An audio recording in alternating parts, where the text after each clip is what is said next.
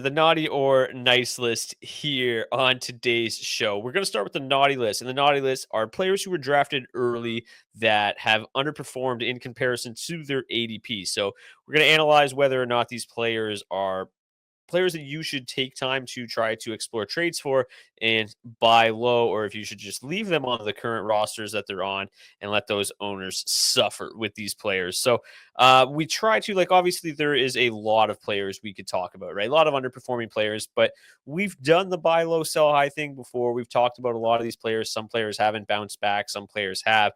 But we tried to focus on some different names this week, guys that we haven't talked about too much to this point in the season. So we will start between the pipes with Jeremy Swayman.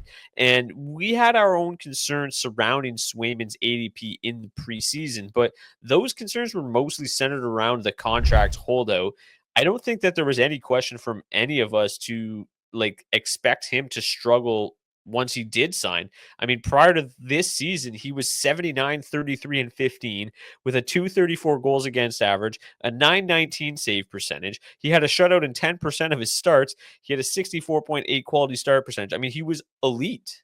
So it's really kind of hard to figure out why he's been as bad as he's been so far this season. The Bruins are giving up the 8th fewest scoring chances and the 3rd fewest high danger chances at 5v5. Their penalty kill is good. Their defensive metrics are actually better than they were last year. The only difference is the lack of goal support is obviously going to hurt his win equity. But defensively, they might be a better hockey team than they were a season ago, and his numbers are considerably worse in the first season that he was, maybe going to be able to run away with the number one job.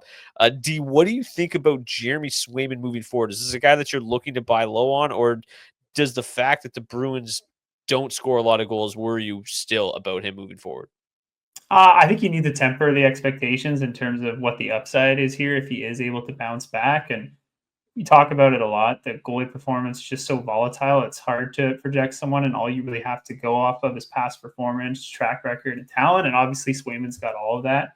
And I agree. I think he's still got a really nice setup in front of him, despite the lack of goal support. They're 6th in the league at expected goals per 60 against at 5v5. And as you said, the penalty kill, they sit 21st in the league at 77.5%, but most of that has come down to goaltending. The Bruins boast the 3rd best expected goals against on the PK. So simply put, Swayman hasn't been great this year. It's costing the Bruins. He's minus 8.4 goals save above expected when he's never finished the season below a +7 before and was above 15 in each of the last 2 seasons. So it really is out of nowhere. It was easier at the start of the season to tie it to the lack of training camp and maybe a little bit more rust than you would normally have coming into the season. But I think we all expected that to be shaken off by now. I would still bet on the talent and the track record here. The fact he still has one of the better defensive units in the league playing in front of him, and that he will bounce back and at least be around a top 10 to 15 goaltender rest of the season. I don't think he'll be able to crack, that top 5 value he was offering preseason based on ADP, simply because the goals and the wins probably aren't going to be there. But I would be sitting tight if I had him, because you're not going to get anywhere close to that draft day value right now. And I do think he's worth targeting if you need some help in goal. There aren't a lot of obvious bounce back candidates out there right now, and I think Swayman is at the top of that short list. Yeah, I totally agree. I think if an owner is maybe stuck with Swayman and another one of these underperforming early goalies, you could definitely attack them and bully them. I see no issue with that. Swayman is so rough this year that among goalies with 20 games played, he's in save percentage 20 of 22 and in goals against 21 of 22. That is absolutely terrible. So someone's been eating that all year. I love the idea of a bounce back. He's kind of been slowly doing it lately. He's won 5 of his last 6 games. And something that would have worried me a week ago when we had our episode, we talked about Joonas Korpisalo. He was playing quite well, and then the weekend happened, and he played quite terrible. And because of that, it looks like Swayman is a little bit not more. I guess he was always, the favored starter, but at this point, it makes me lean a little bit more to Swayman getting maybe a few more starts if Korpisalo continues to struggle. But yeah, if you own him, I do think you have to hold on to him. I own him in two of my leagues, and I'm kind of just hoping for the bounce back. I would never give him up at this value that he's at right now. But if someone's willing to trade, people are very reactive in fantasy hockey. I think you could definitely steal one away. And as we mentioned last week, Joe Sacco hockey is very defensive hockey. So it's very good to have a goalie that is there. And in that, and as you mentioned, Brock, all the numbers line up that it should be better. And I expect to bounce back for the second half here from, one of the league's better goaltenders, but I would be weary of how much I'm willing to give up to get him on my team. Yeah, I think I would be interested in buying low as well. It's just a matter of who you give up, obviously, whether it be a goaltender or not. Just a random question here, just to throw a curveball at you guys. Two guys that were drafted fairly high, two guys that have underperformed to date. Would you rather have Jeremy Swayman or Stuart Skinner rest of season D? It's a tricky one. I think I'd have to lean Skinner. He's looked a lot better of late, and obviously the win potential is a lot higher in Edmonton this season than Boston, and that's where the majority of your value is going to come for goaltenders in fantasy hockey, and it's the hardest thing to really find and add to your team. So I think I would prefer Skinner, and it really does just come back down to the goal support that we're really lacking in Boston right now, and the fact that we've seen nothing from Swayman this season that suggests it's going to get a whole lot better. We're completely basing this off his previous success. Yeah, Brock, did you just look at my fantasy team in the league that we all share and just go down my goaltenders and bring them up? Because I am struggling with these two right now. But I'm definitely more excited about Skinner. I'm right there with D. I think that, the goal support is huge. We always talk about that. Also, one thing, Edmonton's going to be in the playoff hunt, and they might make some deals that could shore up their defense a little bit, could help Skinner out a bit more. I don't see Boston necessarily making deals like that around trade deadline time. So you never know. That's kind of where it could improve more for him. In his last 9 games for Skinner too, he's 6-3-0 with a .910 save percentage. So he's really bringing it back. I just think, that Edmonton offense is so elite. So I would rather take my chances there and enjoy the wins. And realistically, they're going to be around the same spot save percentage when we're done here. Yeah, the reason I asked is they currently are ranked 192nd and 196th in Yahoo Standard League scoring. So they're both been kind of around the same, but both guys, even Swayman has bounced back outside of that 8 goal against performance, which obviously is disgusting. He was starting to look a little bit better, but Skinner obviously got a little bit more win equity there. And the Oilers, to their credit, have actually been pretty good defensively this season too. So any final thoughts on Jeremy Swayman before we move on to number 2? Well, just a trade option. There's guys like Darcy Kemper out there. Not that I think that you could pull that off, but he's got a .912 save percentage. He's in the top 80 ranked in goaltending in at least our league that we have here. It's a guy that I think maybe if someone is really struggling, someone like that, like I would rather have a Swayman than a Kemper for the rest of the year. I don't know about you guys personally, but I think that's a no doubter if you do own them. Yeah, they're probably pretty similar. Like obviously, the Kings are obviously very good defensively as well. I think they've got a little bit of a better offense, but Kemper probably not going to play quite as much. And yeah, I would rather have Swayman, I think, moving forward. D, what about you? Any thoughts there? Yeah, I don't think it's a guarantee that Swayman outperforms him rest of season based on what we've seen, but I do think it's worth taking a swing on the upside. Okay, let's take a look at, honestly, we could probably talk about basically the entire New York Rangers roster. And actually, while we were talking about Jeremy Swayman, we did get some breaking trade news from the New York Rangers. But let's talk about Mika Zibanejad first. We'll get to the trade before the break. Mika Zibanejad, just 2 goals, 5 assists, 7 points in his last 14 games. On the season, his usage is down 1 minute and 20 seconds from last year. He's on pace for 40 fewer shots. And honestly, the Rangers just look completely lifeless right now.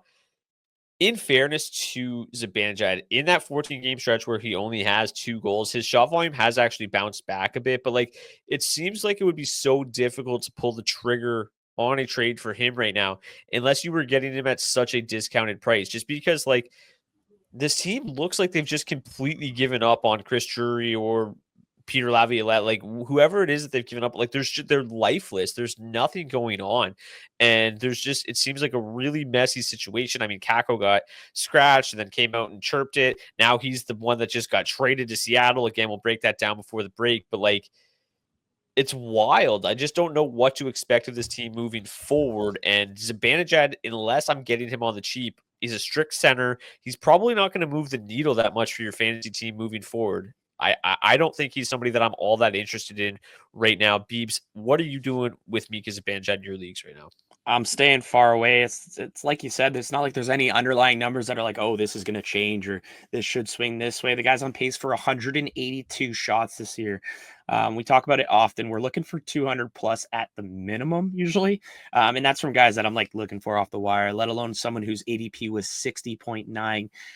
If you do own him at this point, you kind of just got to eat what's going on and just hope that the turnaround does happen. But I would be a little bit more excited if he didn't have 72 points in 81 games last year. That's really not that exciting for me, because that just shows, if he goes on a cold stretch, he could become a 60-point guy. And we're kind of witnessing that this year. And that's something that scares the hell out of me. I don't necessarily want that from someone who has this much of a pedigree. And you said the key thing, he is a strict center. I'm struggling to get centers in my lineup right now because I have so many strong centers, and Zibanejad would not even come close to being a consideration for probably a ton of players that I have. So yeah, I don't like this one too much. I need something better from him. He looks so out of it. Looks like he doesn't want to be there. And I guess, like you said, that defines the New York Rangers right now. Do you own Zibanejad? He's a key part of one of your dynasty teams, and obviously he's doing some damage to that roster right now. How do you feel about Mika's outlook moving forward? Are you still optimistic as an owner? I'm trying to be, but it's getting harder by every passing game. I'm obviously none of us are, but not at the point where we're considering dropping Mika. But if we're looking for positives, he's still seeing plenty of time on that first power play unit. It's more, again, though, similar to Swayman. It's hard looking at this year and drawing a lot of optimism out of it. It's more about looking at what he's done in past seasons and how productive and consistent he's been. I certainly don't think you can just outright wave the white flag this early, but I agree, if in the leagues I don't have him, he's certainly not someone I'm targeting right now. The shot volume's down. He's converting on less opportunities to boot. Him and Kreider got caved in at 5v5 together this season, which is really outside of the norm for them. It looks like, they might be finally on the wrong side of the aging curve, which is certainly doesn't boost that fantasy outlook for the rest of the season for either of them. And Zibanejad hasn't been any better since moving away from Kreider. So now he finds himself on the third line with Riley Smith, and who knows who else now after the Kakko trade. So all we really have to hold on to is that past production, because all of the underlying numbers from this season are horrific. He was quickly making his way towards the bottoms of fantasy rosters already. I think if he doesn't turn a corner soon, like in the next, if this continues for another month or so, then I think in shallower leagues, you're going to have to start making some tough decisions on Mika. And I would still be trying to sell. It's harder for me in a dynasty league, given the age and everything else. But you might be able in redraft leagues to move him around based on name value for more reliable production, if at all possible, going forward. Because, just based off what he's done so far this season and what the underlying numbers are suggesting, it's hard to project a real bounce back moving forward. Yeah, it's worth mentioning. I mean, he was at the start of the season, the Rangers were playing extremely well. He was basically a point per game player in his first 11 games. And, things were looking very much like they had in years past. But his last 20 games, just 11 points. He only has 6 goals on the season in 31 games, that's really that was Mika's calling card there for a couple of seasons, just rockets on the power play. And it just hasn't been the case. 19 power play goals each of the last 2 seasons, 6 goals in 31 games this year. So yeah, it's been ugly. I mean, like I said, we could talk basically like Chris Kreider, bust. Vincent Trocheck, bust. I mean, the list just goes on. Igor Shesterkin, the list just goes on and on with these guys. The only one that's really kind of returned value, and it's even been sketchy there, is Artemi Panarin. But who would have thought that Will Culley was their most fantasy relevant player at this point in the season? It's absolutely insane. A bit surprising for sure. Okay, let's turn our attention to the blue line now with Miro Heiskanen of the Dallas Stars. Heiskanen has gone pointless in his last 4 games and has just 8 points, 2 goals, 6 assists, 8 points in his last 16 games. That's, not horrendous production, obviously, but it's far and away from the near 70 point per 82 game pace we saw from him in each of the last 2 seasons. And you were expecting much more with the 61st overall pick. Heiskanen, at the 61st overall pick, was the 10th defenseman selected off the board by ADP, and he's currently the 36th ranked defenseman on Yahoo Standard League scoring. So you're drafting a D1, you're getting D3 value in return at the moment. Heiskanen was a guy that you liked a lot in the preseason.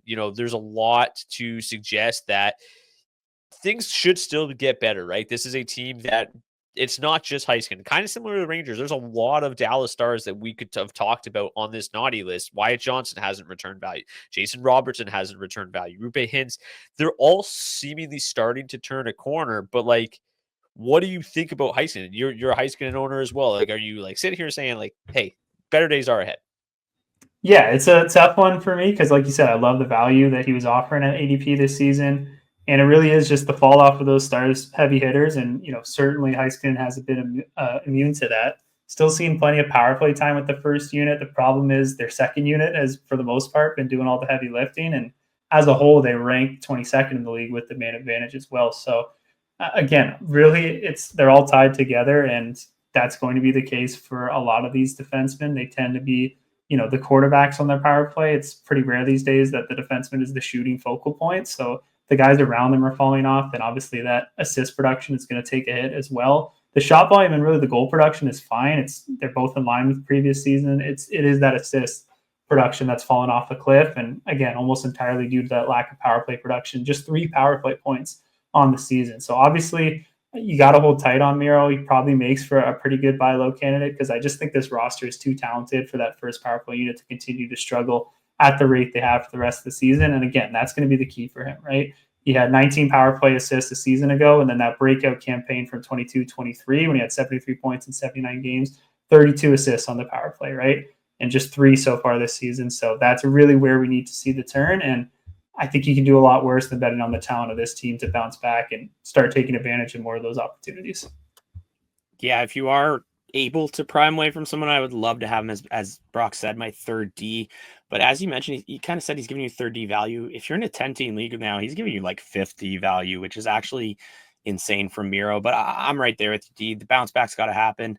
The guys who did draft him, though, 61 ADP in Yahoo League. So they likely paid a big ticket, and they're likely going to expect a lot. So I would definitely be weary about how much they want.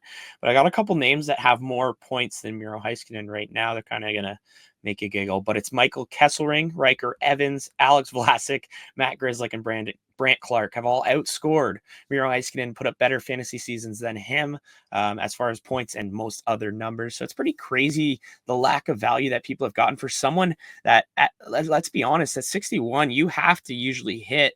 And if you're taking someone like this who has this value, you could really decimate your team early. So I do think that there are people who would be willing to move on for him. And if you can move someone who's not on a power play for him, I wouldn't mind doing that at all. But yeah, like I said, I would not be willing to give up a king's ransom.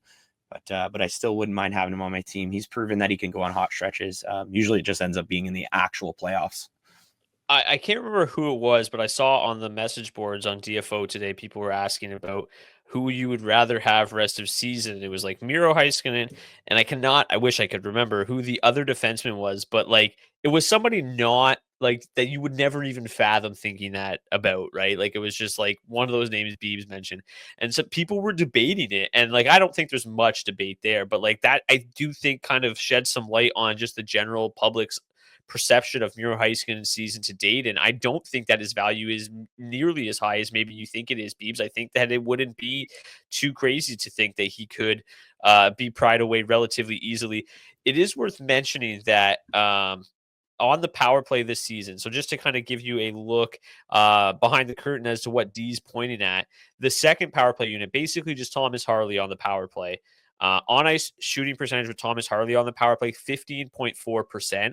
On ice shooting percentage with Miro Heiskanen on the power play, 11%. So it hasn't really been that fortunate, right? Like you'd expect that number to be a much higher. You'd expect the goals to be going in at a much better rate for Heiskanen. And I do think that, like I said, you've seen some of these guys turn the corner recently, and hopefully that continues and can spark Heiskanen. So yeah, I don't think that it would take a massive ask to get Heiskanen back. Someone's rolling like a Dobson Heiskanen right now, they're definitely going to be willing to part something, or say even a Roman Josi. They took an early pick. I just think that, these are guys who, if you did have them paired, you would be really struggling on defense right now. And you walked out of your draft likely saying, I have the best defense in the draft. I also just think that like defensemen as a whole are a little bit easier to buy low on, right? I think people are a lot more comfortable parting with a defenseman that's struggling for maybe a forward. A little bit easier to make those trades, I think. But D, any final thoughts on Miro? No, I think again it probably, to Beebs' point, matters more on their roster outlook. I think if they have a defensive core that's struggling as a whole, they're probably less likely to part ways with Heiskanen and probably hope that they can sit tight on that draft day investment and one way or another works out. I think really you want to be looking at the ones that hit on those defensemen in the later rounds, whether it be Rowinski or any of those other names that have really been popping off, because they probably feel like Heiskanen's more of a luxury now and aren't as, I guess, dependent on him turning his season around, because we know how hard it is to patch up your blue line midway through the season. It's just not going to be a lot of options that come off the waiver wire. Just to throw a name out there, a guy that was drafted a couple rounds later, but hasn't been great either, but has still outperformed Miro. Would you rather have Miro Heiskanen or Moritz Seider rest of season? Miro. Yeah, Miro, no doubt. Yeah, I don't even know if that's. Yeah, I wouldn't even entertain that. Moritz Seider does currently rank ahead of Heiskanen. Heiskanen Is also ahead of Wenger? Aaron Ekblad, who hasn't been really done great in terms of returning value. Morgan Riley, similar boat. He does still rank ahead of Michael Kessering, even though he has more points. This is just all Yahoo standard league scoring. Okay, let's talk about one more. Kevin Fiala of the LA Kings. Fiala has 3 goals and 3 assists for 6 points in his last 17 games. His shot volume has dipped during that time, but the line of Deneau, Laferriere, and Fiala has actually averaged 3.94 expected goals for per 60, 35 scoring chances, and 15 high danger chances for per 60, but have shot just 8.4%. So, to me, honestly, like I'll go first here. I actually don't mind buying low on Fiala because, like, another one of these players that you see mentioned on the DFO chat all day long, and everybody is just outrageously frustrated with Fiala and don't know what to do with him. I really think that you could get him at an absolute bargain to the point where it probably doesn't even matter if he does bounce back. And he's got great pedigree. Those underlying metrics with that line are outstanding. And I do think that Fiala can still have a reasonable season moving forward. The shot volume's down a bit, but it's still fine. So, like, again, you're not trying to, screw yourself over in one of these trades. Just lowball offers for Fiala. I guarantee these owners are frustrated, and I guarantee you can get him on the cheap. Anybody have strong feelings about Kevin Fiala, or disagree or agree with me strongly here? No, me and D are actually in a league with some old university mates, and someone dropped Fiala like a week and a half ago, and the league doesn't have waivers, so unfortunately, it's just a gong show of a league. I'll just preface with that. But it's fun to stay connected to the boys. But anyways, when he reached free agency, I had no clue, and then someone else grabbed him. It just absolutely stung, because Kevin Fiala is a pretty elite player, and Kevin Fiala is also known to go on hot streaks. He had a stretch last year where he had 20 points in 18 games. During that time, he was getting about the same amount of ice time as now. He was shooting just a little bit more, but with that, it shows that what's in the bag. As long as he's on power play 1, I'm okay with taking a shot at Kevin Fiala. If he does change off of that, I might be a little bit more weary. But like you said, I don't think you're going to have to move literally anything. He's 143rd in the league in points, which is hilarious because he's tied with Steven Stamkos, also 143rd in the league in points. Just had to bring him into this and point out how bad he's doing this year. But I think it also brings a good question of, would you rather have Stammer or Fiala if it's on the board? But D, I'll let you go off on our Swiss legend Kevin Fiala here. It hurts to say it, but he's on the naughty list.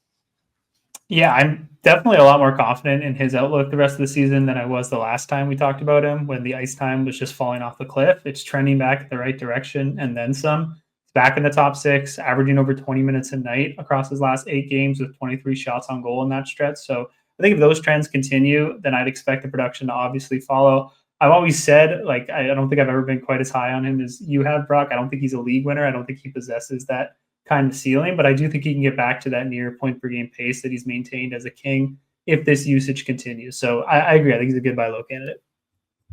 All right, Kaapo Kakko gets traded to the Seattle Kraken. We're going to talk about this really quickly before we head to break and talk about the nice list in the second half of the show. Kaapo Kakko, really not a guy that has, put up any fantasy relevant numbers to date. Obviously an early pick with, a lot of expectations, but a lot of the analytics community suggests that there's not much there offensively, more of a defensive winger. To me, the analytics on Kakko somewhat remind me of like a Gessi Puljujärvi, where it looks like he's okay, but he's more just like a defensive forward at this point in his career. But with that said, this is a guy that is a big body, was drafted very early, second overall in 2019, is just 29 years of age and lands in a situation. 23. Sorry, 20. What did I say? 29? 29, yeah. Sorry, just 23 years of age. I don't know how I pulled up 29. Just 23 years of age. Thank you. And lands in a spot in Seattle where, I mean, they've got some solid wingers, but nobody that, not too many super elite wingers. So there's a chance where he was kind of buried in New York. He could play a more prominent role in Seattle and maybe show off his offensive chops a little bit. The Seattle, Kraken are a little bit more well known for their defensive chops than their scoring ability, but he should fit in well there, I think. And it depends, obviously, which line he lands on. But looking at it right now, they had Yanni Gourde on the top line, and they had Brandon Tanev when Gourde was out. I mean, it looks like Kakko could fit on that top line next to Matty Beniers and Jaden Schwartz right away. And I don't think that that's a terrible spot to land. I don't think that they're going to be super keen on breaking up that Tolvanen right Bjorkstrand line.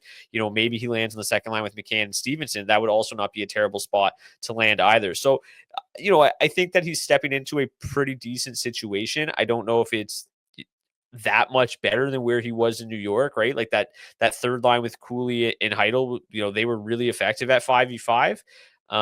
Wasn't seeing a ton of power play time there. Obviously, probably going to be similar in Seattle. So to me, this probably doesn't change Kakko's fantasy value all that much. Like, he's certainly not somebody I'm rushing to the waiver wire to grab, but I do think that it's a player at least worth monitoring now, right? I think that it sparks some interest, and sometimes just starting somewhere new could really just change the player entirely. So somebody that I'm keeping an eye on, not somebody that I'm picking up right now. Do you guys have any strong fantasy feelings about Kaapo Kakko? I kind of need more shots from the fellow. We've never really seen him put up more than 1 or 1.5 in his season, which is kind of hilariously low. And I've just been burned by this guy so many times. Previous years, we saw him in New York's top 6. It seemed like they were almost trying desperately to make it work, and it wasn't. And every time they would put him up there, it was like, ooh, this could be fantasy intriguing. And then he proceeded to do just about nothing.